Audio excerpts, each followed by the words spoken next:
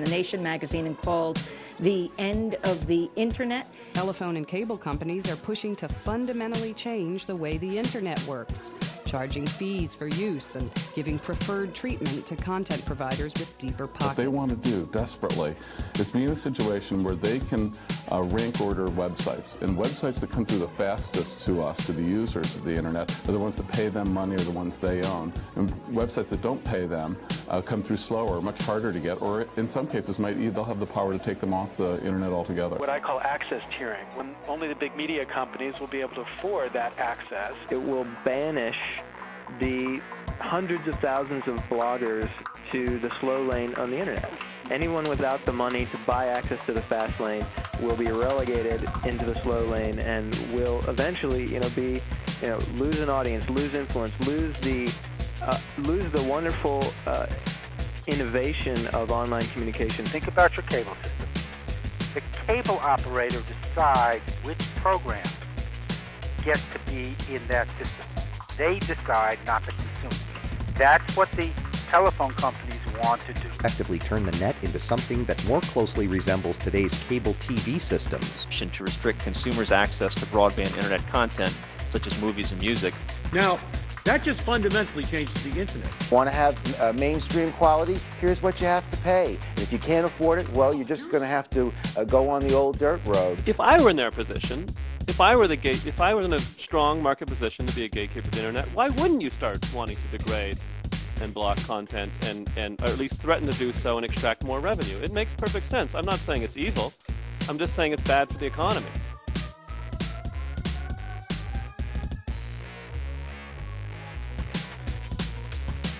America Online has blocked delivery to its customers of all emails that include a link to a website called DearAOL.com, which is critical of its certified email system. We've already seen several smaller network operators block our service.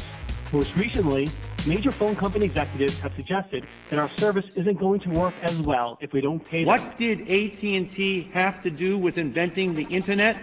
Nothing. They turned down the contract to build it. What did Verizon have to do with the invention of the World Wide Web? Nothing. What did Bell South have to do with the invention of the web browser? Nothing. These companies literally had nothing to do with creating what makes the Internet so special. Phone and cable lobby are spending literally tens of millions of dollars trying to buy and likely have bought Washington, D.C. They went to the Bush FCC and they eliminated the prohibition against non-discrimination. Whoa. We need to put some of that non-discrimination back into the statutes that govern the Internet, and it's being called network neutrality.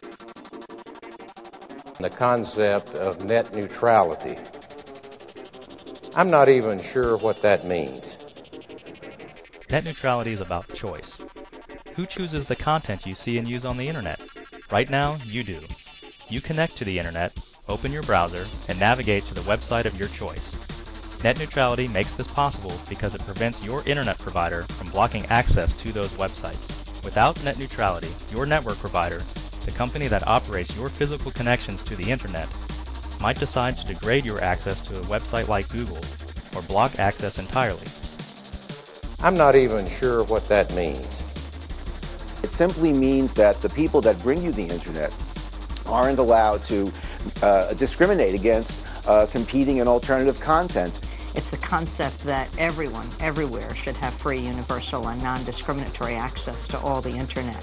The critical choice is whether consumers should get to decide how their bandwidth is used, or whether the gatekeepers, the duopolists, are going to decide how that bandwidth is used.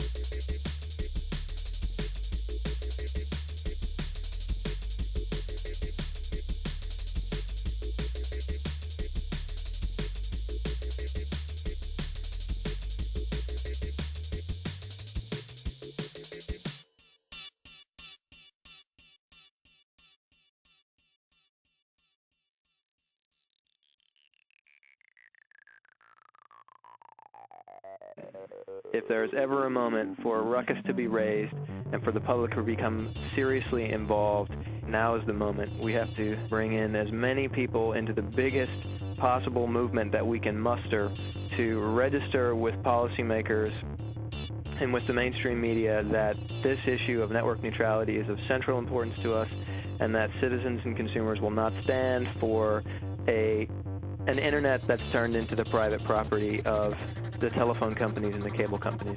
Really have to speak out now, because decisions made today will affect the future of television and the internet, our entire digital landscape.